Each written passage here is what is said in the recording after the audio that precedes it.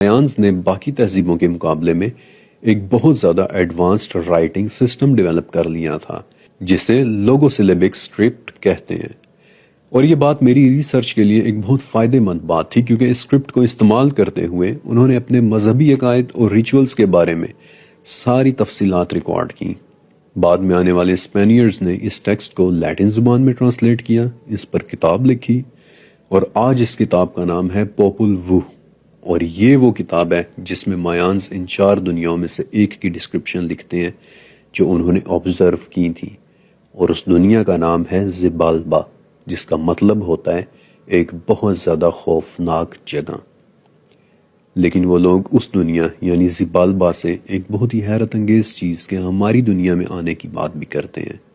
ایک ایسی چیز جس کی مایانز نے عبادت بھی شروع کر دی تھی، اور انہوں نے اس چیز کا نام بھی رکھا تھا ککلکان، یعنی کہ پروں والا ایک بہت بڑا سانپ۔ اور یہ بات اتنی دلچسپ کیوں ہے آگے چل کر آپ خود دیکھ لیں گے۔ پروں والے اس بڑے سانپ کی عبادت ساؤتھ امریکہ کے ایک اور کلچر کیشے میں بھی ہوتی نظر آتی ہے۔ ان لوگوں کے عقائد کے مطابق پروں والا ایک بہت بڑا سانپ آسمان سے ہماری دنیا میں اترتا ہے، اور وہ لوگ اسے کوکو مادز یا پھر کوازل کوتل کہہ کر پوچھتے ہیں۔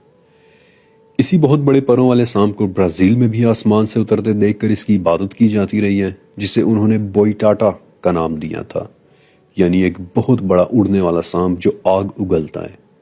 اور یہاں میں آپ کو دوبارہ سے اس تیسرے احرام پر لانا چاہتا ہوں جس کا نام تھا دی ٹیمپل آف دا ونگڈ سرپینٹ، یعنی پروں والے بڑے سانپ کا مندر۔ بلکہ 6 لیول سے بنے اس احرام میں انہوں نے اس سانپ کے 260 مجسمے بھی بنائے ہیں۔ پھر اس سانپ کی عبادت گواٹے مالا تک میں بھی ہوتی دیکھی جاتی رہی ہے۔ لیکن آسمان سے اتر کر ہماری دنیا میں آتے اس سانپ کی شاید سب سے زیادہ حیران کن ریپرزنٹیشن ایل کاسٹیلو میں بنا ایک احرام ہے، جس میں سال میں صرف ایک مرتبہ یعنی ایکوینوکس والے دن ایک بہت ہی حیران کن نظارہ دیکھنے کو ملتا ہے۔ صرف ایکوینوکس وہ دن ہے جب اس احرام پر نکلتے ہوئے سورج کی شعاعیں اس انداز میں پڑتی ہیں کہ یہ احرام اپنے ہی اوپر ایک خاص طرح کا سایہ ڈالنے لگ جاتا ہے، ایک ایسا سایہ جس میں ایک بہت بڑا سانپ احرام کے اوپر سے نیچے اتر کر ہماری دنیا میں داخل ہوتا نظر آتا ہے۔ اور یہ بات آرکیٹیکچر کا ایک شاہکار ہے کہ کس طرح انہوں نے اس احرام کو ڈیزائن کیا ہے۔ انہوں نے یہ دکھانے کی کوشش کی ہے کہ کس طرح ایکوینوکس کے دنوں میں جب سورج ایک خاص پوزیشن میں ہوتا ہے